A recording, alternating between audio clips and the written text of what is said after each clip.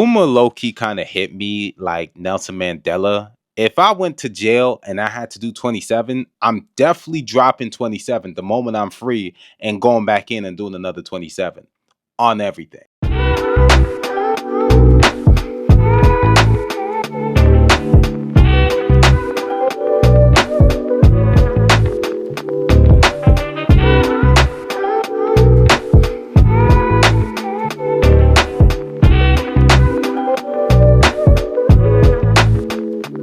Kuma has definitely had the best development in Egghead, despite the fact that we knew absolutely nothing about this man prior to Egghead. Not even the fact that he even had a daughter. Not biologically, but you know, daughter nonetheless. When you look at his life as a slave and eventually to like a revolutionary, it is the saddest actual backstory. Like, I think he actually has the best backstory in One Piece. Y'all probably watching this from YouTube recommendations. You may as well just hit that like button and you may as well just hit that subscribe button. Now, you don't really have to do that. Actually, nah, I kind of need you to. I need the video to get pumped out, but thanks.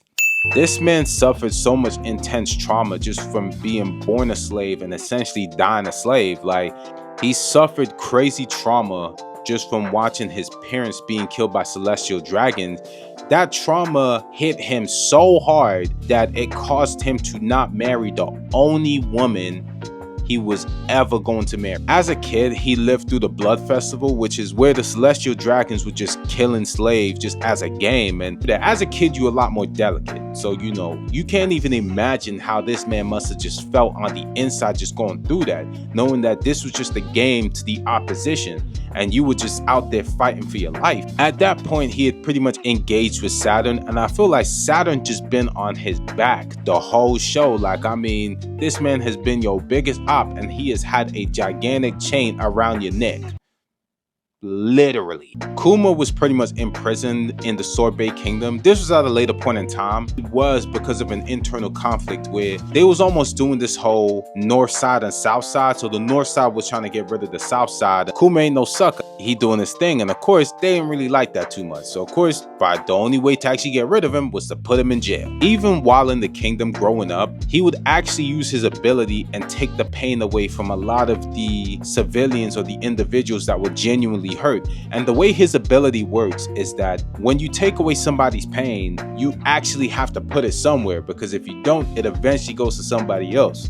Man, imagine an ability like that. You can take somebody with a busted leg and give it to your worst op. I feel like the time in which Kuma was actually imprisoned and he was actually freed by Dragon and Ivanko, that definitely just inspired him to be, I'm not going to sit here and say a better person, because he was already great as a person already, but it inspired him to be more in touch with his ideas of just being free, to the point where he could almost live life on his own terms. And it was definitely interesting just seeing his relationship with Dragon and seeing how that whole thing mapped out, and just his relationship with the Revolutionary Army.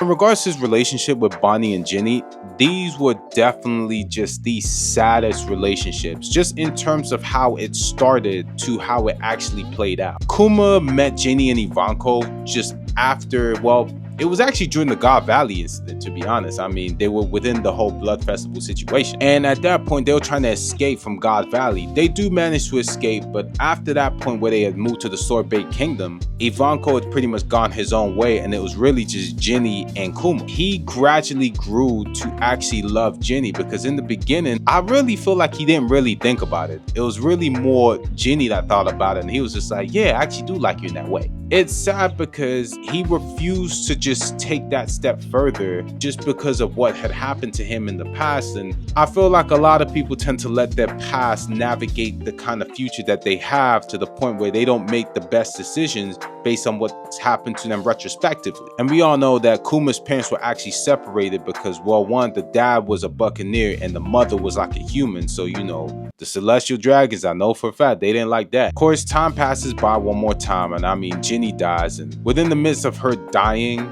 I mean, Bonnie's born. And this was probably the craziest twist, because I genuinely thought that that Bonnie and Kuma were actually biological father and daughter. They're not even related. Bonnie's a product of the Celestial Dragons. And just seeing what the Celestial Dragons actually did to Kuma growing up, you would at least think he'd have some element of animosity towards Bonnie. Now, is it correct? Definitely not. I mean, I don't think you should define somebody based on how like they people moving and stuff and all that, just to touch that on the surface. But he had no element of animosity. He took her in as his own. And it really just makes me happy because you really get to see the kind of person he actually is. I feel like with a lot of people, you never really see a person's real character until they've hit adversity. Those you keep around you, see how they move when a situation gets real, and that's the test of character. And I feel like Kuma's character, he has a phenomenal character, even just in regards to how he's moved within the entirety of the story. When Jenny had died, she had been kidnapped, and I think about 2 years had gone past to the point where, she decided to study a little bit of biology with somebody in the celestial dragon. So I'll leave it at that. And then an egg came down, and then there was a baby. Long story short. Even at the time in which she dies, the disease that she had, which was the blue scale disease, that disease was actually developed by Saturn, to the point where he was probably messing around with a few too many chemicals, and he just wanted to mess around and find out. And it's sad that he toyed with the lives of others as a way to just satisfy his own boredom. Of course, Bonnie develops the disease, and he protects her within an instant, to the point where he shuts down the church. He even makes sure that there isn't even an ounce of sunlight in those church halls. He was still within the Revolutionary Army, but he was more of a part-timer. He quits within its entirety to raise Bonnie full-time. And I feel like he has such a selfless character that he's willing to put others above him as a way to make them feel better, but I feel like he feels better doing that. He ends up striking a deal with the government to the point where now he has to give up his freedom as a way to find a way to cure Bonnie. The disease that she had, it turns out that if she continues with that disease, she won't live to see her 10th birthday. Kuma has grown to love Bonnie as his own daughter.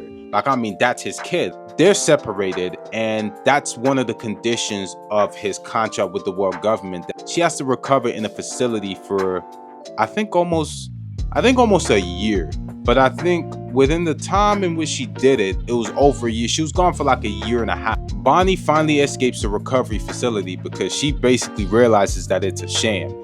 And she's chasing after Kuma this whole time. And the time in which she was chasing after Kuma, that was when the whole worst generation started. So, Luffy started making his journey, Law, Kid, they were all making their journeys. She starts her own crew. The goal of the crew, I'm guessing it was to somewhat find the One Piece, kinda.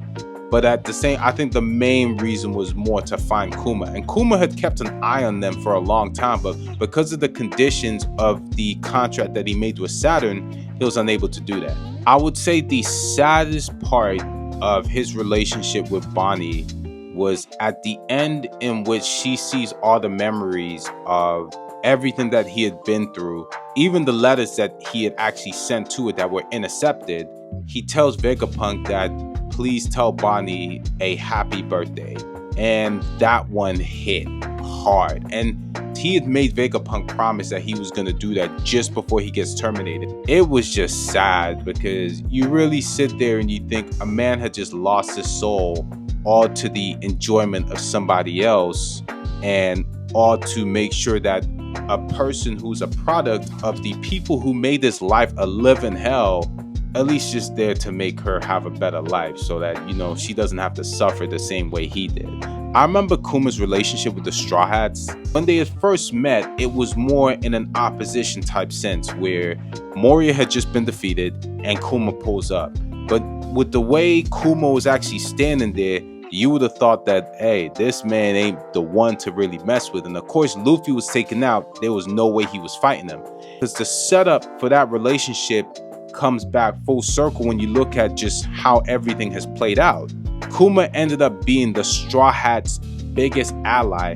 Even now, Kuma's on Egghead, and he's there to save Bonnie and the Straw Hats too, because he sees them as the saviors of the world. Zoro and Kuma, they go at it. This whole exchange was really just a test of loyalty to see how far the Straw Hats were going to go for Luffy, especially Luffy being out of commission. Zoro versus Kuma, Zoro was not beating him, especially not at that point.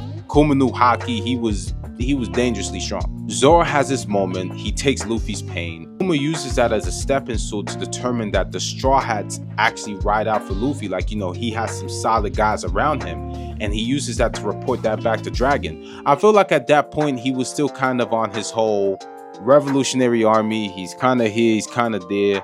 But then it makes things go back full circle, because during the treatment phase where he was being turned into an android, Kuma was there, Vegapunk, Sentomaru, and Kizaru were all there. So it makes that whole interaction where the Straw Hats get separated hit that much harder because of the history that they've actually had. With each situation that had gone by, Kuma was pretty much keeping an eye on Luffy and just his progress and his development and the way that he moves and operates, to the point where he genuinely thinks that Luffy is Nika. It makes me sit there and really think that despite Kuma being introduced as the antagonist, or one of the antagonists for the Straw Hats, he ended up being their biggest ally. I've definitely just enjoyed seeing Kuma's development within this arc. Like, this arc has been absolutely fire, and I can't wait to see how it wraps up. I'm still wondering what's going to happen with Saturn. I don't think he's going to die, but I feel like he'll definitely be critically injured enough. But with what's happening in the most present chapter right now, he's kind of easy recovered, so I don't really know. But even Kuma's kind of out of commission in its entirety. I mean, he hit Saturn, but I mean, Kuma just seems like, I mean, he's basically a vegetable and he can't even move. I'm definitely interested to see how this turns out, but I think that's all for me. This arc's been fire, man. I mean, Kuma is definitely a phenomenal character, and I've definitely just enjoyed watching his development just come so far, especially from how the story initially actually started. So yeah, like, comment, subscribe, and I'll holler at y'all later, man. Peace.